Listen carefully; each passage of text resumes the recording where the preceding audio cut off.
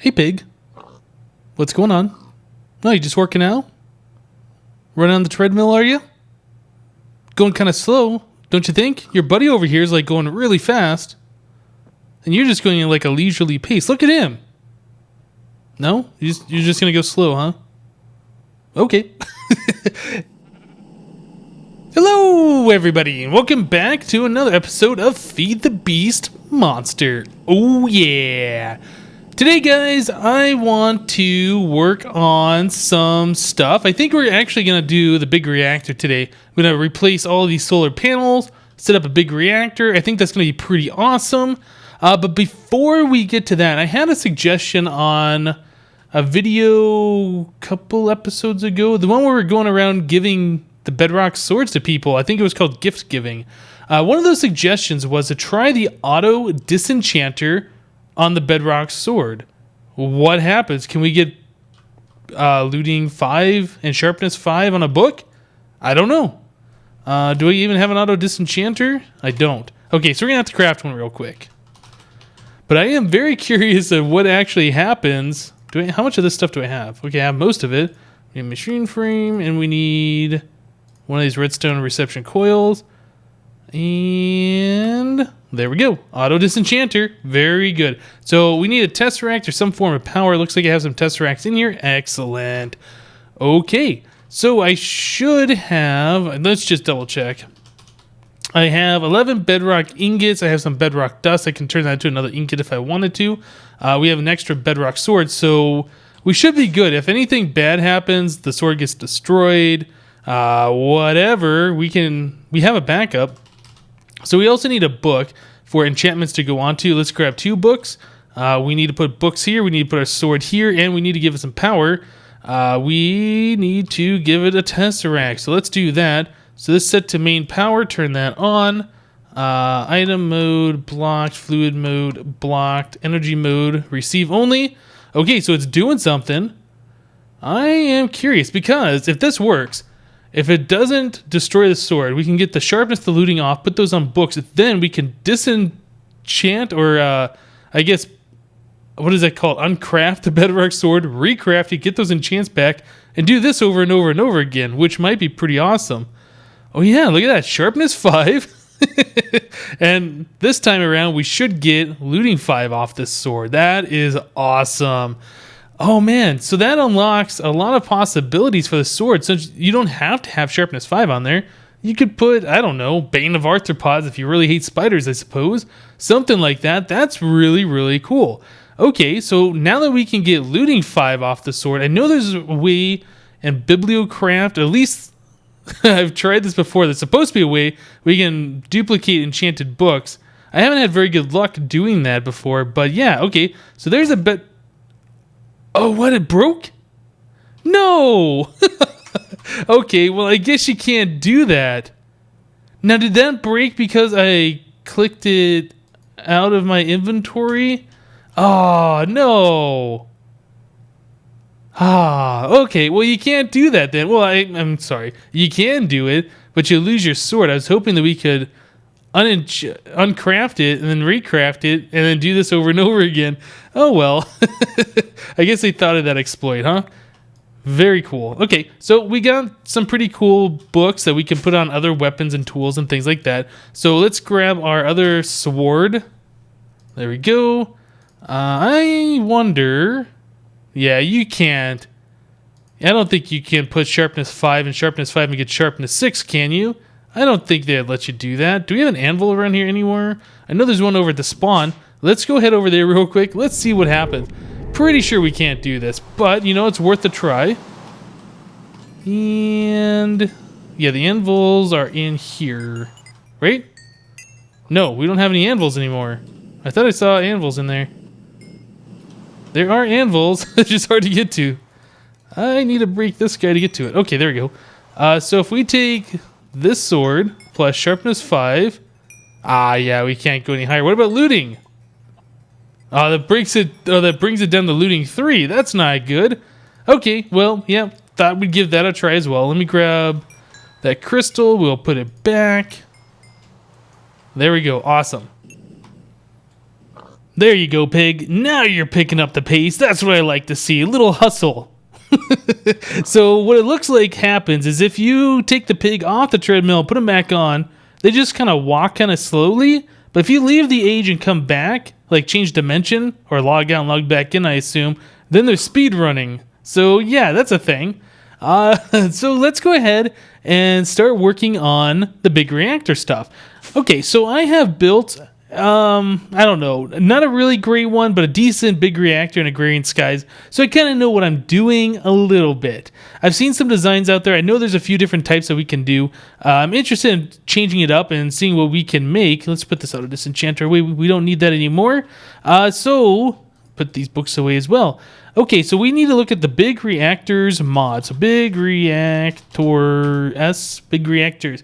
Right, so there's a few blocks in here that we need. We need the reactor casings, and we need a reactor controller. That's how you turn it on and off. We need the reactor power tap. That's how you get power out of it. We need the access port. That's how you can put items in and get items out. It uses the yellowrum ingots, and it can also use plutonium. When it uses those up, you get the cyanide ingots, so you need a way to pull those out. You can reprocess those back into plutonium ingots, which can be used back in the reactor. So I think you need 2 of these ports, one for input, one for output. And yeah, rednet reactor port, computer port, coolant port, redstone port. There's a few different things we can do. Cyanide reprocessor, this block right here, you put the cyanide ingots in, and you get plutonium out, which you can put back in your reactor and keep the process going. If we look at our yellowrum right now, we have 36,000. I'm actually processing all of my uranium right now, which turns into yellowrum in this pack. So yeah, we're still getting more, but all of my yellowrum has been converted into ingots. 36,000 ingots, that's going to last us probably to the end of this map, I would imagine. Unless we just go really crazy and we have a really inefficient reactor, I think that's going to last us for quite some time. You can also make yellowrum dust. Let's see, how do you do that? What is the recipe? Or maybe it's the yellowrum ingots? Let's check that out. Or I don't know, maybe I just clicked too fast on the other screen. I'm pretty sure I saw that you can make these before yellowrum dust. Let's just check back here real quick. So sag mill, yellowite, pitch blend. Oh, you can use pitch blend. I think we might have some pitch blend. Huh. So you can pulverize the uranium. Okay, so I guess you cannot craft this. You have to get this from mining. Okay, good to know. Any way to make the yellowite ore? No.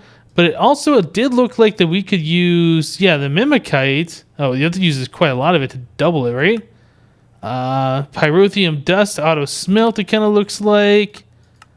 Anything else? Nope. Okay, so yeah, in Agrarian Skies you can craft this. In this pack it does not look like you can. You have to mine it. That's fine. We got a good supply of that stuff. Okay, so we need to start making some patterns over here. We need a reactor casing pattern. So that's yellowrum, iron, graphite. Yep. Pitch blend, raw uranium. Let's go ahead and make this pattern. Okay, so we're gonna need yellowrum. We're gonna need, I think, iron's what it said. Let's go and grab one of these things. 62,000 ingots. That's still pretty good. Do that. We're gonna need a recipe for these graphite bars. Now I believe that is when you smelt coal, you get that. Let's go ahead and check that out real quick. So graphite bar. So you can do a graphite block. Yep, graphite dust. Coal. Yeah, it looks like smelting coal gives us a graphite bar. So that's good. We can go ahead and set up a recipe for that. Do I even have any? No, I don't. So let's grab some coal. And I wonder if we can do coal blocks. That'd be pretty awesome if it would let us do that. Otherwise, we're just going to have to do it 1 ingot at a time. Can we do a full coal block in there? No. Well, let me put that in. These furnaces are all going. Okay, that's fine. So we will just go ahead and do ingots at a time. Is that smelt? Yeah, it looks like that is. Okay, good. So now I should have some graphite in the system. I can come over here and make my own pattern. Let's grab a graphite bar or graphite ingot. So we need 1 piece of coal equals 1 of these, and code that. Okay, so that's a manual thing. So we can come over here now and stick this right on here. There we go. Awesome. So now our system will be able to auto craft those. So I can tell my system right now to go ahead and craft up, oh, I don't know, 3 stacks. We need to go and click this over here. Yep, 64, 64, 64. Begin. Okay, so now we should be able to craft more. Nice. Okay, so that's going to go ahead and do its thing. Okay, so the other ones that we have that. We need a reactor controller. We probably don't need to make a pattern for this guy since we only ever are going to need one of these per reactor. So we need to make the reactor casing. Let's do that real quick. Right, so that's done. Oh, and let me do... Okay, so there's a reactor controller. We're going to need the reactor power tap. Again, we're probably not going to make more than one of these right now, so I'm not going to bother making a pattern for that. Let's see. The access port, we need 2 of these. Okay, we have a chest. We need pistons. Do we not have pistons? Okay, so it just makes a couple of those. Yeah, we're definitely going to want 2 of these guys. So we need to make 8 of these. Begin. I don't remember what the recipe was. Just shift-click it. There we go. So 2 of those guys. And then I think that's all we need. Yeah, that should get us going. Okay, so the rest of the stuff that we need is just for looks. Like we have reactor glass. You can use it on the sides, or you can make the whole thing out of the reactor casing, I'm pretty sure. I think I'm going to do the reactor glass. Oh, you know what? We are quite low on glass. That is a thing. We have the hardened glass. Maybe we can use that in its place. I think we can. Let me see. Maybe? Let's try this. Hardened glass. Although this is pretty poor use for this stuff. But if I put that there and that there, it does not give me a pattern here. So maybe we can't. Okay, tell you guys what. Let me go and make some glass. I'm going to build the rest of these components that we need. And we'll be right back. So I started doing a little bit of building. And I don't think we're going to put it over in the very center of the island like we have our solar panels. Instead, I think we're going to stick it over here in this new area that I built last episode or the episode before. So I went ahead and I framed out a decent sized big reactor. We can make these much bigger, but I figured we'll start with a reasonable size, and from here we'll expand out if we need it. But yeah, I think this will end up being like our power plant island or whatever. Depending on how much power we need, we can add a whole bunch of reactors or just make these things really big. But yeah, I think this is what we're going to do for now. So I lined out a whole bunch of the reactor casing. We got a 7x7x7. The bottom is completely filled in with the casings, and then we have reactor glass on all 4 sides.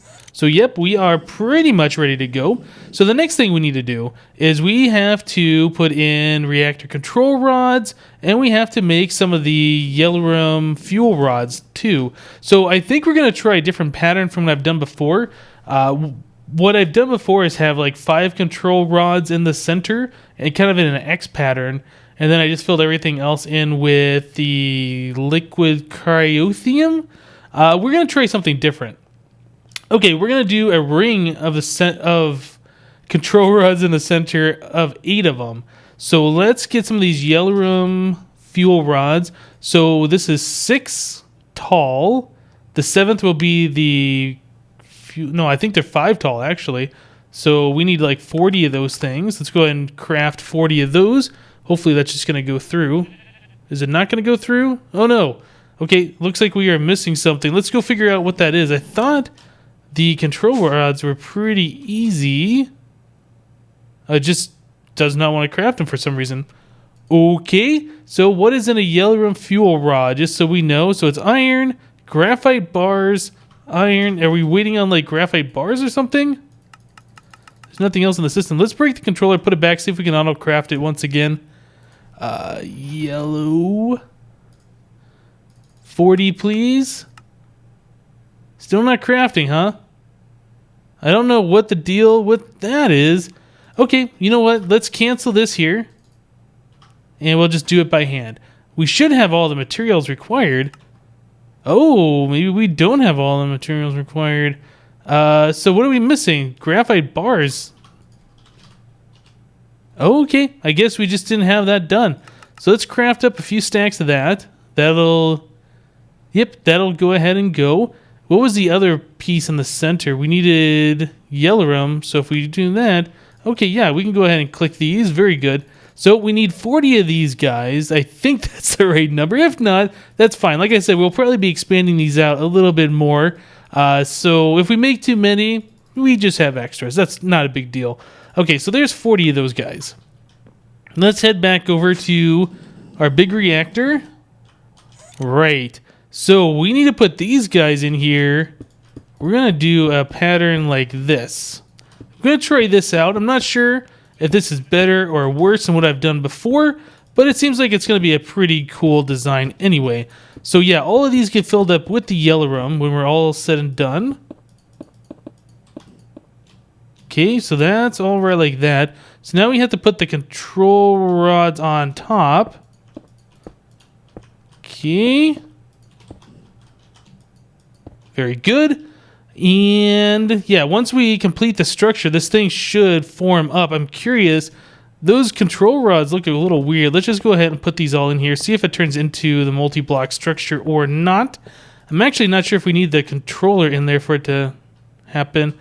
We might. Yep, something just does not look right here. So let's put the reactor controller in. Let's see if that makes it turn into the multi-block structure.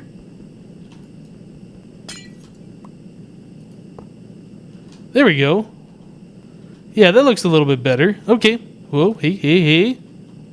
If I click on this thing, yeah, we got the interface here. This thing has a 10 million RF buffer that it can hold. Yeah, everything is offline. We don't have anything hooked up yet. Okay, so another part of this, let me go ahead and open this up.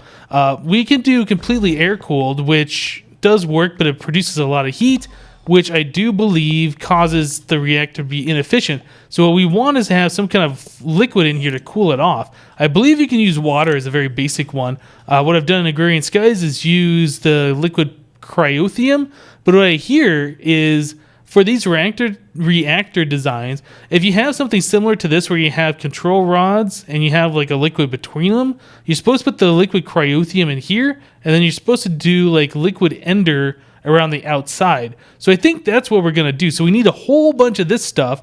I don't believe I have any of that already pre-crafted. So I'm going to have to cut here, get a whole bunch of ender pearls, smelt it up. Yeah, I think we also need the cryothium. I don't think I have any of that. Why do I not have it? Oh, I broke the controller. That's why. Let's go ahead and hook this guy back up. Shift, click U. Okay. Cryothium. We have a little bit of this stuff, but yeah, I need to go ahead and make a whole bunch of that stuff, get the center part filled up with that, and we'll be right back. Okay, guys, so I went ahead and I smelted up a bunch of ender pearls in a magma crucible, and I filled in all the airspace around our control rods or yellow rods with the liquid ender juice. So yeah, that took a lot of buckets. I think that was something like 40 buckets worth. It was quite a lot. Anyway, we got all source blocks in there. So now we need to put in the gelid cryothium. Gelid cryothium into the center here. Now, like I said, this is something that I saw on, I think it was Reddit or some forum post. I can't remember, where they said putting the gelid cryothium in between control rods is the best, and then putting the liquid ender between the control rods and the casing is the best. So there's all of that in there. Hopefully this is going to work and be pretty cool. So we can go ahead and put the reactor casing, if I shift and place it. So yeah, we can go ahead and do that. We can seal the rest of this up. So the gelid cryothium is kind of like a snow making factory. It'll keep producing snow there. So if you really want to, you can get a shovel out and collect snow that way. Probably a lot easier ways to collect it. Other ways than that. I mean, so we have 4 more buckets of the gelid cryothium left. That's pretty cool. Pretty cool too. Okay, so we need the yellow. So let's grab some of this stuff. Okay, 2 stacks, probably more than enough. So if we put, oh no, we got to go over here into this guy. So we'll put that in there. I used up a full stack, You can see the yellow rods inside. Yeah, they're starting to fill up with some kind of a fluid. Let's grab some more of this stuff. It'll fill up eventually, like it won't keep using stacks. There we go. So it takes 2.5 stacks, it looks like, to completely fill this thing. I don't really know how well this thing's going to work. I hear it's supposed to be pretty good. So the next step, we just have to go and click this guy on. Yeah, 100% full. So we just activate the reactor here. Okay, so the core is heating up. That might not be good, actually. Casing heat is lower than the core heat. Let's see. Core heat is transferred to the casing. Transfer rate is based on the design of the reactor interior. Actually, I'm not sure if that's good or not. But yeah, we're making 17.9 KRF, so almost 18,000 RF a tick, which is pretty cool, I think. We're using 0.268 millibuckets of fuel per tick. Yeah, so it does use it. Oh, looks like the casing heat is going up and down. It's kind of hard to tell. 417% of the fuel reactivity. How heavily irradiated the core is. Higher levels of radiation reduce fuel burnup. So you want this number high. So yeah, I'm not sure. This seems like a pretty good design. Almost 18,000 RF a tick. Yeah, that seems pretty good to me. Okay. Almost reached the maximum heat, I suppose, for the core and the casing, but it seems to be holding steady. Yeah, I'm pretty happy with this. So the next step would be to convert our power from over here to over here. So that's probably something I'm going to end up doing off camera. We also need to run some of our applied energistics cabling over here. We need to constantly provide this with the yellow ingots. We need to extract the cyanide ingots from this, and then we need to automatically take the cyanide and put it into the reprocessing thing so it turns into the plutonium, and then we can put the plutonium in here when we run out of the yellow room, etc., etc. But for now, yeah, this is really, really good. For a 7x7x7 setup, it required a lot of materials with those ender pearls and stuff. I don't know if you can do it the same exact setup with, say, just water or air. Probably not. But yeah, I think this is going to work out pretty good. Yep, still holding very steady. Like it. All right, guys. I think that's going to do it for today. Yeah, like I said, off camera, I got to hook this stuff up to make it automatic. It will run out eventually, and we're not using any of the power right now. So actually what I should do is just turn it off for now. But yeah, off camera, I'm going to go ahead and convert our power system over, unhook the solars we have over here. I'm not sure what we're going to do with them. We can repurpose them for something later. I don't know, maybe if we need remote power somewhere instead of using Tesseracts. We'll see. All right, guys, that's it for today. Thank you guys for watching. Remember to leave a like on this episode if you liked it, and we'll see you next time.